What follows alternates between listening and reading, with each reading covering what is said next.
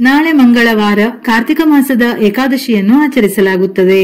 ಸನಾತನ ಹಿಂದೂ ಧರ್ಮದಲ್ಲಿ ಏಕಾದಶಿ ಉಪವಾಸಕ್ಕೆ ಹೆಚ್ಚಿನ ಪ್ರಾಮುಖ್ಯತೆ ನೀಡಲಾಗಿದೆ. ಅದರಲ್ಲೂ ಕಾರ್ತಿಕ ಪೂರ್ಣಿಮೆಯ ನಂತರ ಕೃಷ್ಣ ಪಕ್ಷದಲ್ಲಿ ಬರುವ ಉತ್ಪನ್ನ ಏಕಾದಶಿಗೆ ಅದರದ್ದೇ ಆದ ಮಹತ್ವವಿದೆ. ಭಗವಾನ್ ವಿಷ್ಣುವಿಗೆ ಸಮರ್ಪಿತವಾದ ಎಲ್ಲಾ ಏಕಾದಶಿಗಳಲ್ಲಿ ಉತ್ಪನ್ನ ಏಕಾದಶಿಯನ್ನು ಬಹಳ ಮುಖ್ಯವೆಂದು ಹೇಳುತ್ತಾರೆ. ಕಾರ್ತಿಕ ಮಾಸ ಶಿವನ ಆರಾಧನೆಗೆ ವಿಶೇಷವಾದ ತಿಂಗಳು. ಹಾಗೆಯೇ ಈ ತಿಂಗಳಿನಲ್ಲಿ ಶ್ರೀ ವಿಷ್ಣುವನ್ನು ಸಹ ಆರಾಧಿಸಲಾಗುವುದು. ಶ್ರೀ ವಿಷ್ಣುವಿನ ಆರಾಧನೆಗೆ ಏಕಾದಶಿ ತುಂಬಾನೇ ಶುಭ ದಿನವಾಗಿದೆ. ಈ ದಿನ ವಿಷ್ಣುವನ್ನು ಪೂಜಿಸುವುದರಿಂದ ಸಿಗುವ ಫಲ ಅಧಿಕ. ಯಜ್ಞ ಯಾಗಗಳನ್ನು ಮಾಡಿದರೆ ದೊರೆಯುವ ಪುಣ್ಯ ಫಲ ಏಕಾದಶಿ ಆಚರಣೆ ಮಾಡುವುದರಿಂದ ದೊರೆಯುತ್ತದೆ.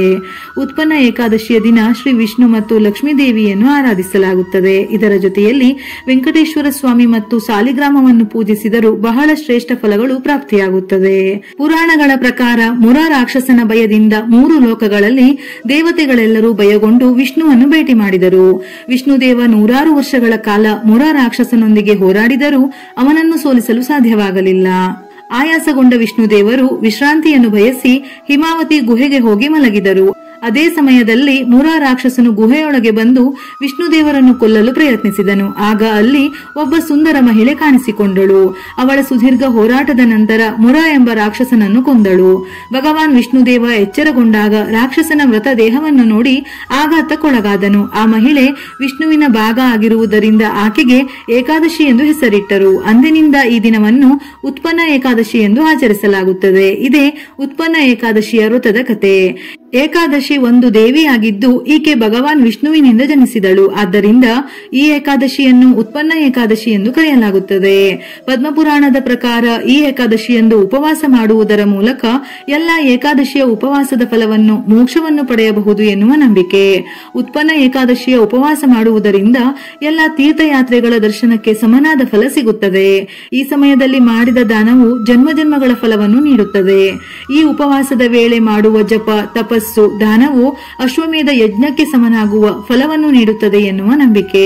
ಬೆಳಿಗ್ಗೆ ಬೇಗ ಎದ್ದು ಸ್ನಾನ ಮಾಡಿ ಶುದ್ಧರಾದ ನಂತರ ಮನೆಗೆ ಅರಿಶಿನದ ನೀರನ್ನು ಸಿಂಪಡಿಸಿ ನಂತರ ಮನೆಯಲ್ಲಿ ಪೂಜೆಯನ್ನು ಮಾಡಬೇಕು.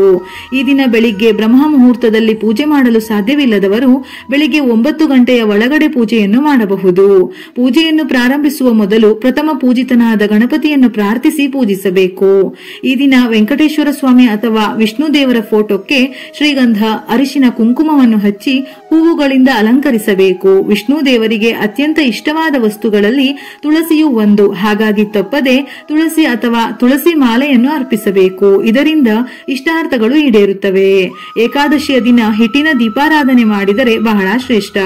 ಅಕ್ಕಿ ಹಿಟ್ಟಿಗೆ ಹಾಲನ್ನು ಸೇರಿಸಿ 3 ಹಿಟ್ಟಿನ ದೀಪಗಳನ್ನು ತಯಾರಿಸಿ ದೀಪಕ್ಕೆ ಎಳ್ಳಿನ ಎಣ್ಣೆ ಅಥವಾ ತುಪ್ಪವನ್ನು ಹಾಕಿ ಪ್ರತಿಯೊಂದು ದೀಪಕ್ಕೂ 5 ಬತ್ತಿಗಳನ್ನು ಹಾಕಿ ದೇವರ ಮನೆಯಲ್ಲಿ ದೀಪವನ್ನು ಬೆಳಗಿ ನಮಸ್ಕರಿಸಬೇಕು. ಗುಲಾಬಿ ಹೂವುಗಳಿಂದ ಪೂಜಿಸಿದರೆ ನಿಮ್ಮ ಆರ್ಥಿಕ ತೊಂದರೆಗಳೆಲ್ಲ ಪರಿಹಾರವಾಗುತ್ತದೆ. ಸೇವಂತಿಗೆ ಹೂವಿನಿಂದ ಪೂಜಿಸಿದರೆ ನಿಮ್ಮ ಕುಟುಂಬವು ಅಷ್ಟೈಶ್ವರ್ಯವನ್ನು ಪಡೆಯುತ್ತದೆ. ಏಕಾದಶಿ ದಿನದಂದು ಉಪವಾಸವನ್ನು ಪ್ರಾರಂಭಿಸಿ ದ್ವಾದಶಿ ತಿಥಿಯ ದಿವಸ ಉಪವಾಸ ಮುಕ್ತಾಯ ಮಾಡಬೇಕು. ಈ ದಿನ ಉಪವಾಸವನ್ನು ಆಚರಿಸುವುದರಿಂದ ಅನೇಕ ಜನ್ಮಗಳವರೆಗೆ ಶುಭ ಫಲವನ್ನು ಪಡೆಯಬಹುದು. ಈ ದಿನ ವಿಷ್ಣುವಿಗೆ ಬೆಲ್ಲದ ಪಾನಕ, ಬಾಳೆಹಣ್ಣು, ಪಂಚಾಮೃತ ನೈವೇದ್ಯಕ್ಕೆ ಅರ್ಪಿಸಬಹುದು. ಈ ಏಕಾದಶಿಗೆ ವಿಶೇಷವಾಗಿ ವಿಷ್ಣುವಿಗೆ ತುಳಸಿ ದಳಗಳನ್ನು ಅರ್ಪಿಸಿ ಪೂಜೆ ಮಾಡುವುದು ತುಂಬಾನೇ ಶ್ರೇಷ್ಠ. ಶ್ರದ್ಧಾ ಭಕ್ತಿಯಿಂದ ವಿಷ್ಣುವಿಗೆ ತುಳಸಿ ದಳಗಳಿಂದ ಆರಾಧನೆ ಮಾಡುವುದೇ ಈ ಏಕಾದಶಿಯ ಮಹತ್ವ.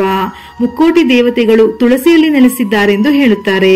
ಕಾರ್ತಿಕ ಮಾಸದಲ್ಲಿ ತುಳಸಿ ಆರಾಧನೆ ಮಾಡಿದರೆ ದುಪ್ಪಟ್ಟು ಫಲಗಳು ಪ್ರಾಪ್ತಿಯಾಗುತ್ತದೆ. ಅದರಲ್ಲೂ ಏಕಾದಶಿಯ ದಿನ ಲಕ್ಷ್ಮಿಯ ಪ್ರತಿರೂಪವಾಗಿರುವ ತುಳಸಿಯ ಮುಂದೆ ತುಪ್ಪದ ದೀಪವನ್ನು ಹಚ್ಚಿ ನಮಸ್ಕರಿಸಿದರೆ ಲಕ್ಷ್ಮಿಯ ಆಶೀರ್ವಾದ ಪ್ರಾಪ್ತಿಯಾಗುತ್ತದೆ. ನಾಳೆಯ ದಿನ ವಿಷ್ಣುವಿನ ದೇವಸ್ಥಾನಕ್ಕೆ ಹೋಗಿ ಅಲ್ಲಿ ಯಾವುದಾದರೂ ಹಳದಿ ಬಣ್ಣದ ಹೂವಿನ ಹಾರವನ್ನು ಅರ್ಪಿಸಿ ಅರಳಿ ಮರಕ್ಕೆ ಹಸಿ ಹಾಲನ್ನು ಅರ್ಪಿಸಿ 5 ಪ್ರದಕ್ಷಿಣೆಯನ್ನು ಹಾಕಿದರೆ ಸಕಲ ಆರೋಗ್ಯ ಸಮಸ್ಯೆಗಳು ದೂರವಾಗಿ ಶ್ರೀ ವಿಷ್ಣುವಿನ ಕೃಪೆಯಿಂದ ಉತ್ತಮ ಆರೋಗ್ಯ ಲಭಿಸುತ್ತದೆ.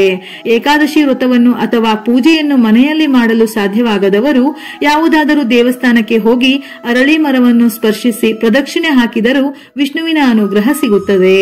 ಈ ದಿನ ಭಗವದ್ಗೀತೆ, ವಿಷ್ಣು ಸಹಸ್ರನಾಮ ಪಠಿಸುವುದರಿಂದ ಅಥವಾ ಕೇಳುವುದರಿಂದ ಒಳ್ಳೆಯ ಫಲ ಪ್ರಾಪ್ತಿಯಾಗುತ್ತದೆ.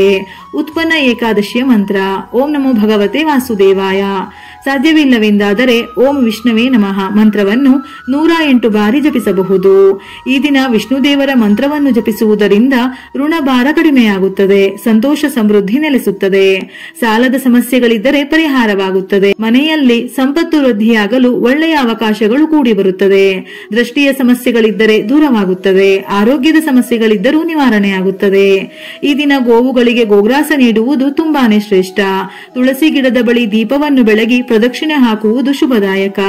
ವ್ಯವಹಾರದಲ್ಲಿ ಏಳಿಗೆಯಾಗಲು ಮನೆಯಲ್ಲಿ ತುಪ್ಪದ ದೀಪವನ್ನು ಹಚ್ಚಿ ಭಕ್ತಿಯಿಂದ ಪೂಜಿಸಿ. ಇದನ್ನು ಮಾಡುವುದರಿಂದ ಲಕ್ಷ್ಮೀ ದೇವಿಯು ಸಂತೃಪ್ತಳಾಗುತ್ತಾಳೆ.